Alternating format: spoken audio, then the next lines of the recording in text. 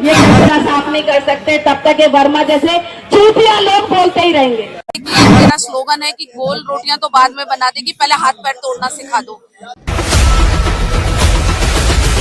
तो हर जगह हमारी आवश्यकता है, जिंदा जन्म लोगे तब भी और मृत्यु होगी उसके बाद भी। तो अगर हमारा बहिष्कार कोई भी कार्य कर रहा हो पर उसके जीन में वो तत्व है, वो क्षमता है कि वो अगर चाहे तो दुआ और बदुआ दोनों दे सकता है। पर बात है कि जागरूकता की पहली चीज एक मंच पे आइए, जैसा सभी भाइयों ने कहा, जब तक हम इकट्ठे नहीं होंगे तब तक हम ये कचरा साफ नहीं कर सकते, तब तक ये वर्मा जैसे चूतिया लोग बोलते ही रहेंगे।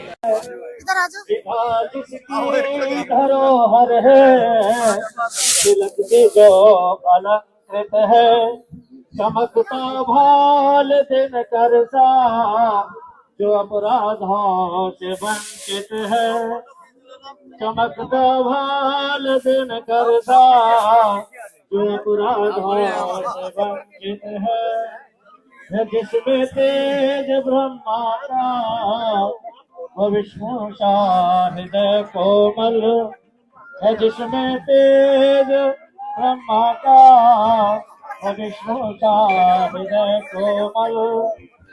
भगवान परशुराम की जय, भगवान परशुराम की जय। कि काया से जैसे बजरंगी, शिव के जैसा तेज भुजंगी, तीसरी आंख खुली तो कांपे थर थर थर थर दुष्ट फिरंगी। नीलकंठ की वो अवतारी, जियो तिवारी चढ़े उधारी, जियो तिवारी चढ़े उधारी। देश के दुश्मन कान लगाए, सुनो जो पंडित पुत्र सुनाए, देश के दुश्मन कान लगाए, सुनो जो पंडित पुत्र सुनाए, जियो तिवारी जने उधारी। संतोष वर्मा एक IAS है, भ्रष्ट IAS है, जिन्होंने ब्राह्मण की बहु बेटियों पर अभद्र टिप्पणी की है, अभद्र टिप्पणी की है। देश का बेटा, भारत का एक सच्चा सैनिक उसको ललकारता है। ऐसे हजार होंगे तो ये परशुराम सेना, परशुराम भक्त उसको करारा जवाब देंगे, करारा जवाब देंगे। राष्ट्रीय परशुराम सेना जिंदाबाद। जी, यहाँ पर महामंडलेश्वर जी भी हैं और इन्होंने अपने प्रेरणादायक बातों से ब्राह्मण को, परशुराम भक्तों को जगाया है। जय माता दी, हर हर महादेव। मैं एक ही बात कहूंगी कि जैसे सब कहते हैं कि ब्राह्मण छुआछूत फैलाते हैं, ब्राह्मण जो हैं वो जातिवाद फैलाते हैं, ऐसा नहीं है।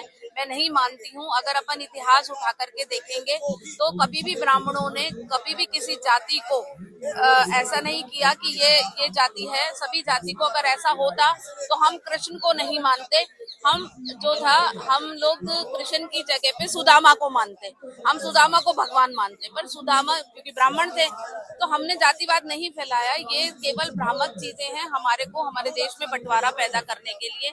इसीलिए मैं सभी लोगों को ये कहती हूँ कि हमारे जो इतिहास है, ब्राह्मणों का इतिहास है, वो बच्चों को पढ़ाया जाए, मिशनरी स्कूल्स का बहिष्कार किया जाए, ताकि हमारे बच्चे हमारी सनातन की रूट जो है उसको पढ़ सके। जी बिल्कुल, आपने सही कहा। इतिहास जानेंगे तभी वो अपने अतीत को बचा पाएंगे, अतीत को बचा पाएंगे। और इस समय ब्राह्मणों का जो वर्चस्व है, जो इस सरकार में सबसे अगर विवश स्थिति है तो ब्राह्मणों की है। उनका जो है खराब स्थिति है तो ब्राह्मणों की है, ब्राह्मणों के वंशजों की है। मैं एक ही बात कहूंगी कि ये हालत हो गई है हमारे देश की कि किसी को अगर फेमस होना है ना, उसको अगर लाइमलाइट में आना है तो वो ब्राह्मण को गाली बक देता है, ठीक है, ब्राह्मण की बेटियों को गाली बक देता है। तो उसके लिए एक ही इलाज है कि शस्त्र और शास्त्र दोनों हमारे बच्चों को आने चाहिए, खासतौर से बेटियों को। मैं अभी मेरी अपनी NGO है ऋतुमा श्रीनेत्रा फाउंडेशन, उसके अंदर मैं बच्चियों को सेल्फ डिफेंस सिखाती हूँ और अस्त्र चलाना सिखाती हूँ। और एक ही मेरा स्लोगन है कि गोल रोटियां तो बाद में बना देगी, पहले हाथ पैर तोड़ना सिखा दो। क्योंकि जब उनके ऊपर कोई टिप्पणी होगी तो अपनी रक्षा करने का हक उन्हीं को होना चाहिए। फिर ऐसा नहीं है कि हम उनके लिए इकट्ठे हों, उनको ऐसा बना दो, ऐसी माँ काली बना दो, माँ लक्ष्मी बना दो, उनको लक्ष्मी स्वरूपा बना दो। और ताकि वो खुद झांसी की रानी बन करके और लड़ सके उन दुश्मनों से। बिल्कुल, भगवान के द्वारा ब्राह्मण को दिया गया हुआ वरदान है, जो इतने संस्कार हमें दिए गए हैं, इतने वरदान दिए गए हैं ब्राह्मणों को। जब ब्राह्मण का बच्चा कभी भी भूखा नहीं मर सकता, कभी भी भूखा नहीं मर सकता, बशर्ते वो अपने अस्तित्व को संभाल ले, अस्तित्व को संभाल ले। जी, जैसा मैंने आपको बोला था कि जन्म जब लेता है कोई तो ब्राह्मण की जरूरत होती है उसकी जो पूजा पाठ कराने के लिए, उसके कोई अगर कुंडली में दोष है तो उसको पूरा सही करने के लिए, और मृत्यु होती है तो लास्ट में कपाल फोड़ने के लिए, है ना, सभी काम के लिए। तो जन्म से लेके लास्ट में मृत्यु तक का सफर हम ब्राह्मणों के बिना अधूरा है।